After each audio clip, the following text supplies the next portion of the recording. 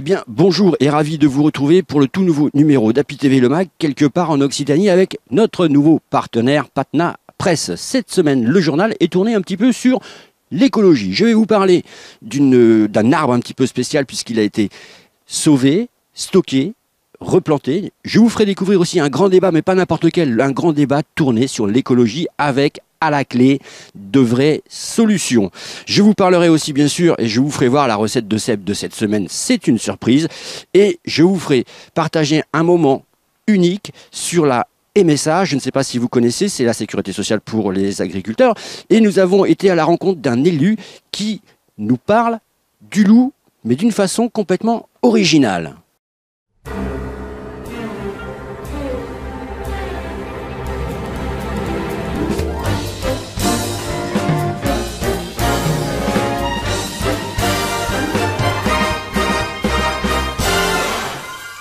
Gérard, bonjour. Vous êtes élu MSA sur quel canton? Sur le canton Mende Sud, élu MSA, membre du comité départemental. Alors, donc sur la Lozère, et en Lozère, il y a un problème qui est majeur, c'est le loup. Voilà, c'est un vrai problème qui à l'heure actuelle prend des proportions vraiment phénoménales. C'est cette présence du loup qui malheureusement n'est pas forcément compatible avec le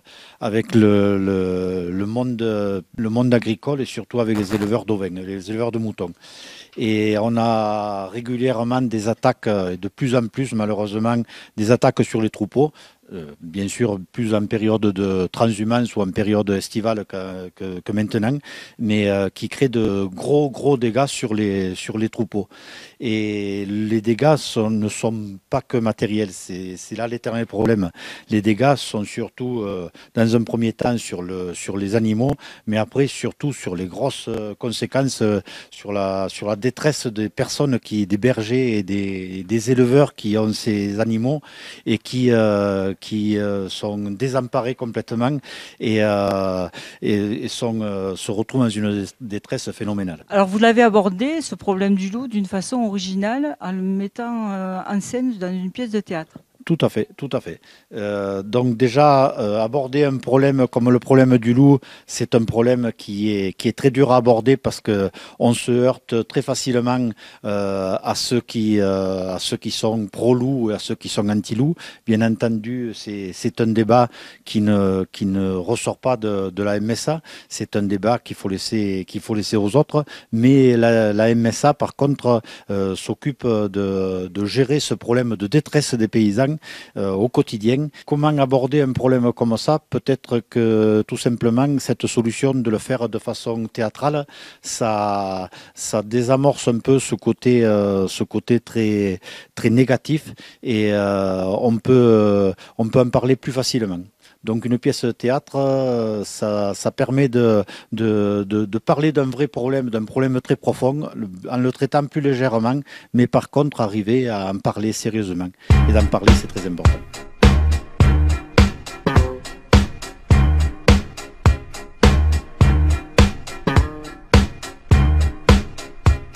En tant qu'élu MSA, vous jouez quel rôle, vous?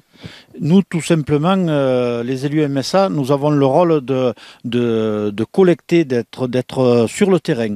Donc c'est nous qui faisons remonter les informations. Les problèmes viennent d'un monde agricole. Nous faisons partie de ce monde agricole. Nous collectons les informations et nous les faisons remonter. C'est ça notre but principal. Et c'est l'intérêt des élus de terrain. C'est de connaître les problèmes, de les voir et de les faire remonter. Après, on a un second rôle, c'est de nous mettre en relation avec la caisse, bien entendu. Et puis d'organiser cette fameuse pièce de théâtre, en l'occurrence en tourloupe. Il faut que chacun y mette un peu du sien. Les élus ont leur part à apporter sur l'organisation, sur le déroulement de la soirée, sur l'enregistrement des personnes qui viennent et tout. C'est à nous aussi notre rôle. Voilà.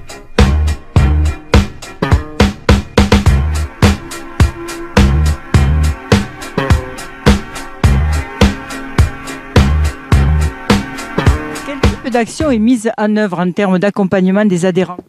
Plusieurs types d'actions. Ici en Lozère, on a fait plusieurs types d'actions, notamment une soirée ciné-débat sur les adaptations du travail dans le milieu agricole, où un ergonome était intervenu pour donner des conseils précisément aux agriculteurs, des conseils ou d'autres façons de travailler qu'ils n'ont pas forcément l'habitude de faire, et pour apporter des solutions sur la facilité du travail, sur l'adaptation du travail. Il avait été fait aussi une autre pièce grâce à la compagnie de théâtre en compagnie des Oliviers sur le problème du célibat dans le monde agricole.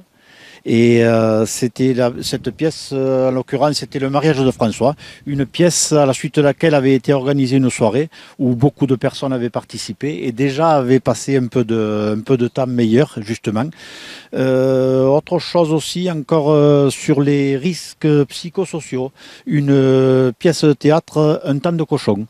Donc on en revient toujours aux pièces de théâtre, mais qui nous permettent de faire avancer et d'aider. Cette pièce de théâtre traitait malheureusement des problèmes psychosociaux chez les paysans, de vrais problèmes, et notamment le problème du suicide. Donc ça veut dire que vous êtes à la fois élu et à la fois aussi artiste. Artiste, c'est un grand mot, on est quand même plus élu qu'artiste. On est là surtout pour relier les problèmes et pas pour en jouer.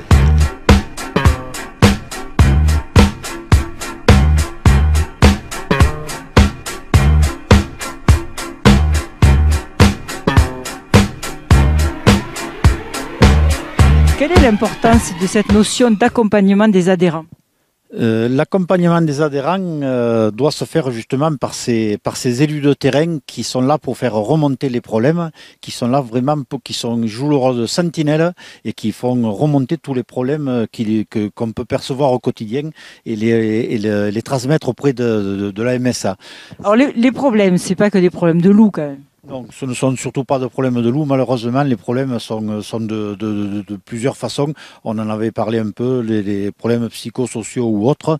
Et c'est là où on joue notre rôle pleinement d'élu de terrain, c'est de faire remonter toutes ces informations.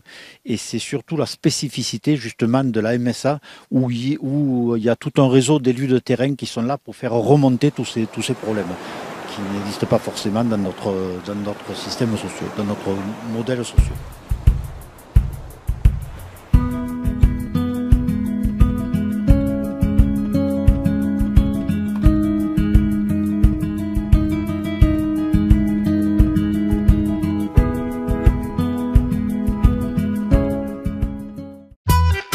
Où que j'aille, où que je sois, c'est jamais sans mes Smart Tonic.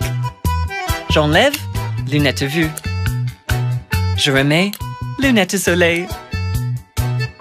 Elle s'adapte à toutes les situations. Et ça, c'est quand je veux faire la star. C'est vraiment la lunette des stars. Pardon Sharon, mais pour moi, la Smart Tonic, c'est avant tout la star des lunettes. Vous, je sais pas. Moi, c'est Afflelou. Dispositif médical. Arnaud, vous travaillez sur quoi actuellement ? Alors actuellement, on va parler d'un entretien d'un side drive. Les side drives sont les transmissions que l'on va trouver sur du moteur inboard, diesel principalement, et particulièrement sur les voiliers. Les side drives sont généralement montés sur des moteurs ou Volvo ou Yanmar, qui sont les plus courants actuellement, bien qu'on les trouve sur d'autres marques. Et ces side drives nécessitent un certain nombre d'opérations de maintenance. Donc vous, l'entretien des bateaux, c'est votre spécialité ?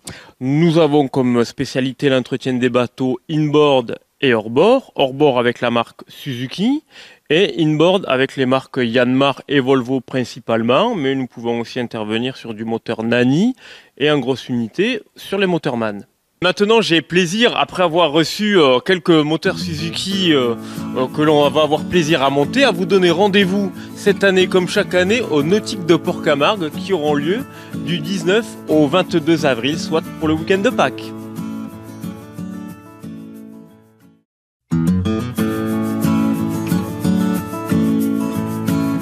Lionel, bonjour. Vous êtes ce soir à Palavas pour votre association Artiviste qui organise un atelier participatif. Alors, quel en est l'objectif ? Tout à fait.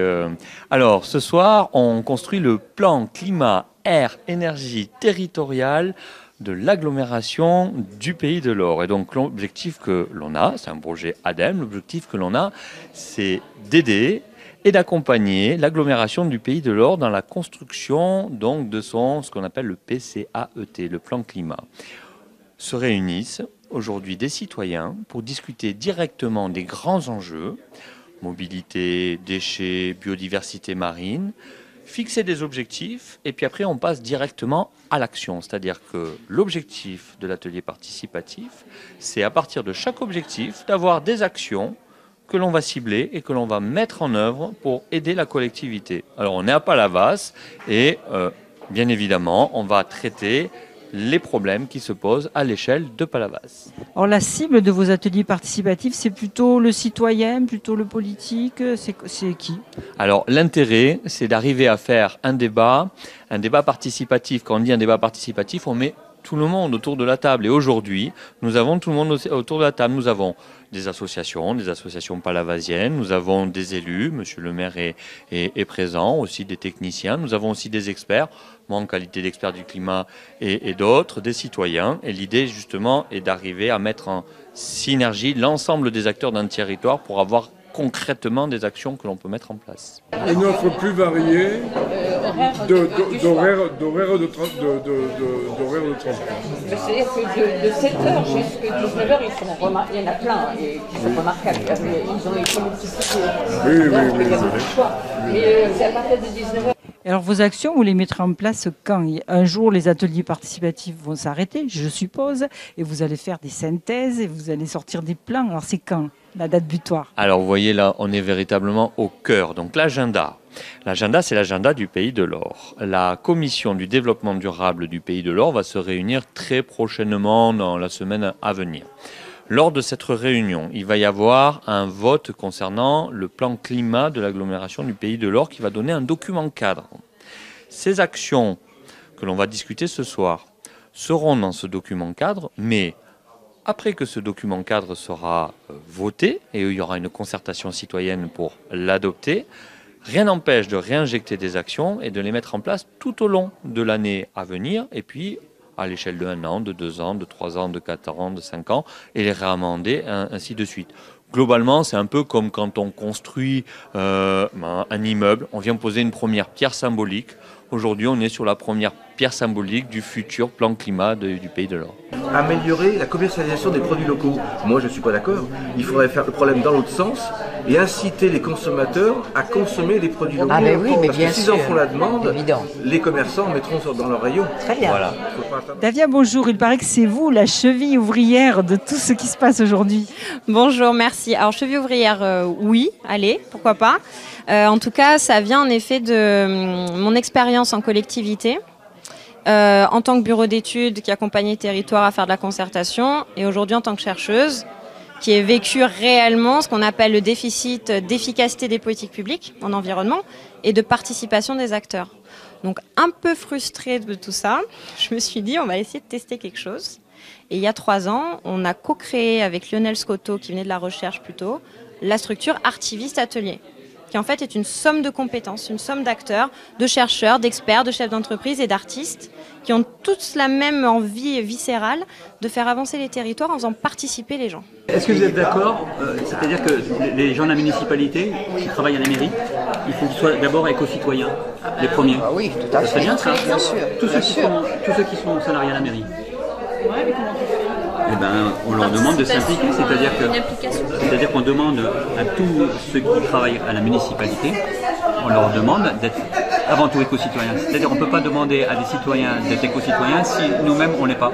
Donc le concept, vous l'avez expliqué tout à l'heure, des sujets, des thèmes qui correspondent à la localité où vous êtes.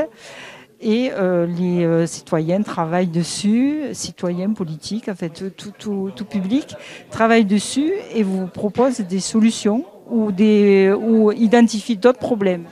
Alors, oui. En fait, ce soir, on est à Palavas. Donc les enjeux, les grandes thématiques du territoire, ce sont les gens, les Palavasiens qui l'ont fait ressortir dans la rue le 8 décembre lors d'une action culturelle, artistique. Donc ça vient pas de nous, c'est l'expertise à front renversé en fait. Et ensuite, autour de chaque enjeu, les participants, donc en effet élus, je vois qu'on a des experts, des ingénieurs, on a également des usagers qui viennent de Montpellier, qui viennent discuter de la mobilité, vont identifier des actions existantes à l'heure actuelle, des solutions par rapport à ces enjeux pour atteindre un objectif spécifique qu'ils auront co-construit ce soir. Et ensuite, ils ne vont pas identifier des problèmes, mais ils vont surtout identifier des solutions pour aller plus loin.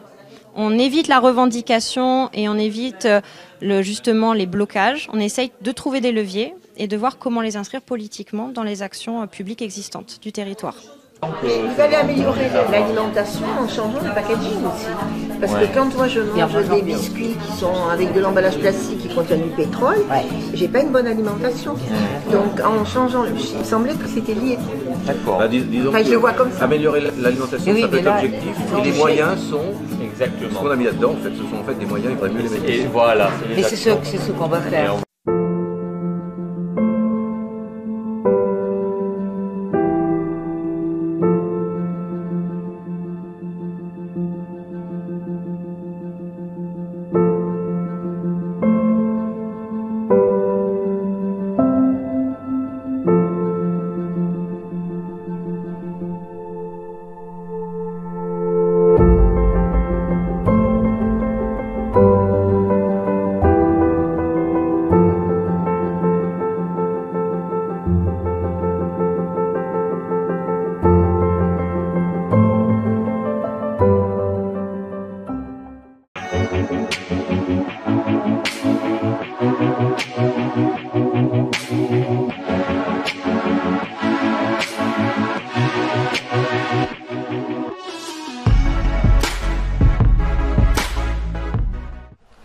Puisque vous êtes sympa, je vous propose une petite recette vite fait entre nous avec des pommes, du fromage de chèvre, de l'huile d'olive et du thym. Pour commencer, coupez les pommes en deux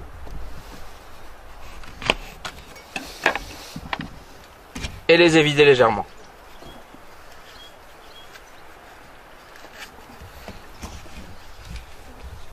Les mettre dans un plat d'espritcuistot.com. Ajoutez un petit peu d'huile d'olive, un petit peu de thym, et c'est parti pour 10 minutes de cuisson au barbecue de préférence. Une fois les pommes pré-cuites, coupez votre fromage de chèvre en deux,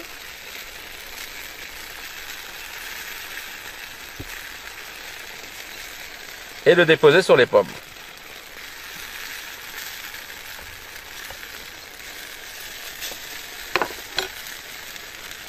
Rajoutez un petit peu de thym.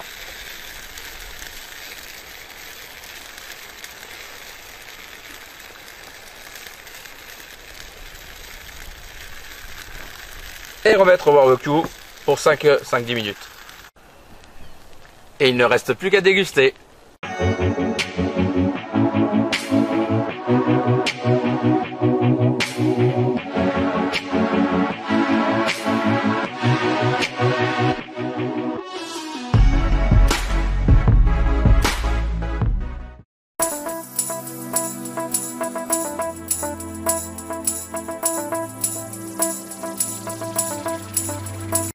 Valérie, bonjour, directrice adjointe de la capitainerie de Port-Camargue. Alors, est-ce qu'il y a des événements majeurs cette année sur Port-Camargue ? Alors cette année, 2019, c'est une année forte, avec des temps forts. Alors bien entendu, on va ouvrir la saison avec le traditionnel Salon des Nautiques, qui fête son 25e anniversaire cette année. C'est une année anniversaire. Donc le Salon des Nautiques qui aura lieu sur le week-end de Pâques, du 19 au 22 avril, avec une nouveauté cette année, avec le développement d'un secteur voile légère, nouvelles pratiques, tout ce qui est kite, etc., qui se développera ici sur le parvis de la capitainerie, en partenariat avec l'UCPA.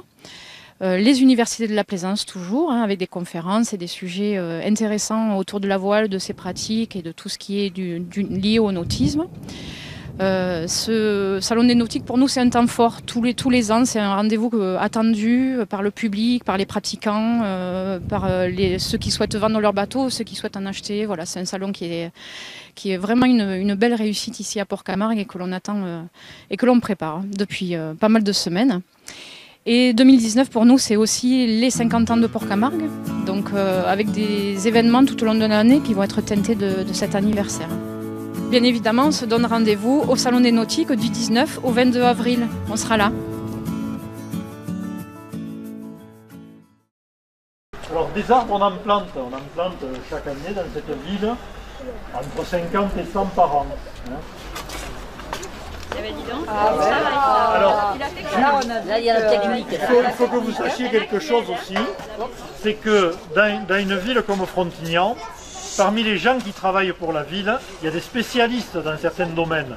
Et là, vous avez une équipe de gens qui, à la ville, travaillent sur les espaces verts et qui sont spécialistes des arbres. Alors, c'est M. Palat qui est là, qui est le chef de cette équipe.